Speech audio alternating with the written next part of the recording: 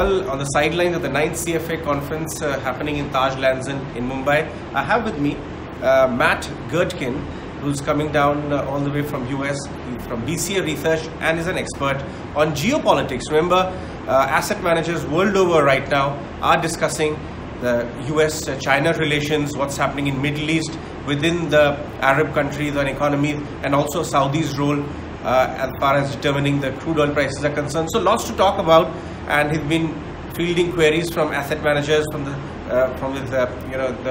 chat we had with the fund managers. So Matt, thank you very much for your time. It's a real pleasure and talking to ET.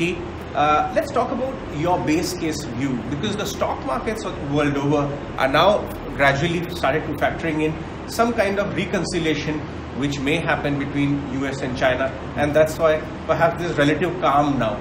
But where do you see things head from here on? Yeah, well, our base case view is that the U.S. isn't going into recession and that the world is not going into recession. China is even stimulating a little bit on the margin. So while we think that stimulus will be disappointing, we think it'll be enough to hold the world up a little bit, and the U.S. again is in relatively good condition.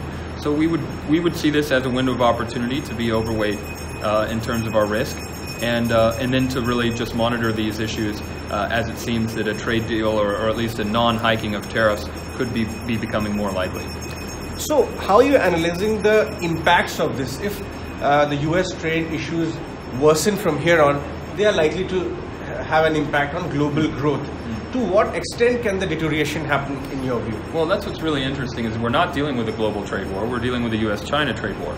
And in fact, the US-China, both of those economies, US very insular, not all that trade dependent, China less trade dependent than it used to be, and still capable of really stimulating on the fiscal and credit side if it needs to, even though it would be detrimental to its long-term intentions. So in that sense, what we could see, interestingly, is that if the trade war does escalate, China might stimulate more. And while the RMB would fall and the initial reaction would be negative for the world and there'd be a flight to quality, we also would see that you'd be having some more reflation coming out of China, and that would actually start to lift growth. Let's shift focus and talk about what's happening in the Middle East then.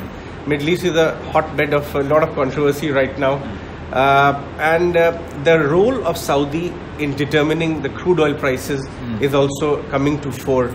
How do you see the developments in Saudi right now? The United States is withdrawing from the region, and it's putting a lot of pressure on the Saudis, even at a time when they're dealing with internal pressures to reform and change.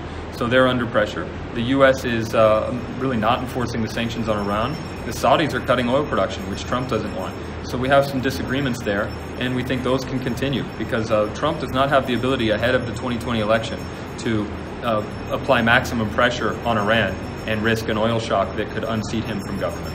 Let's shift focus and talk about certain issues that our Indian audience would want to know about. How are you analyzing Prime Minister Modi's role in global arena right now? He's been a very active trip. He's been taking a lot of trips globally, meeting global premiers, and of course he's just 6 months away from national elections. Do you see him coming back? How do you see the dialogue he's been having with our top trading partners right now and our critical partners globally? Well, India's role in emerging markets is growing along with its size and along with Modi's reforms, increasing openness. And so I think that'll continue. I do expect him to remain in power. It's going to be real tight. That's a low conviction view because, of course, we're seeing a lot of the momentum that he's had decline. And this is what happens when you do structural reforms. You can lose an election as a result of structural reform. But on the long-term basis, India has been deleveraging, and ultimately that'll end up being positive for India.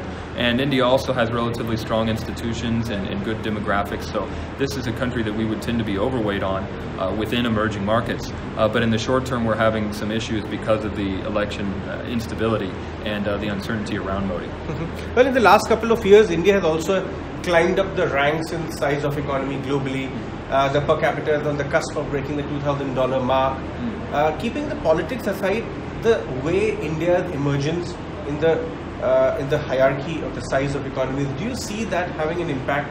Whoever becomes the Prime Minister will get that tailwind of the increasing might of India in the global pecking order? Yeah, that's generally how structural reforms work. If it so happens that a leader gets knocked out of office because of the pain of the reforms, that's unfortunate, but then it will actually be the subsequent leaders that benefit to some extent from reaping what was sown.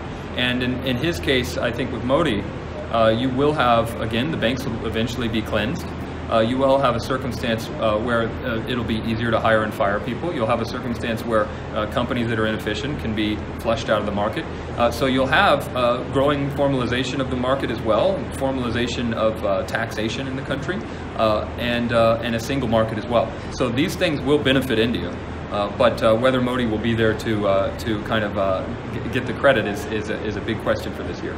All right, Matt, we'll let you go on that. And thank you so much for joining us. Okay, thank you.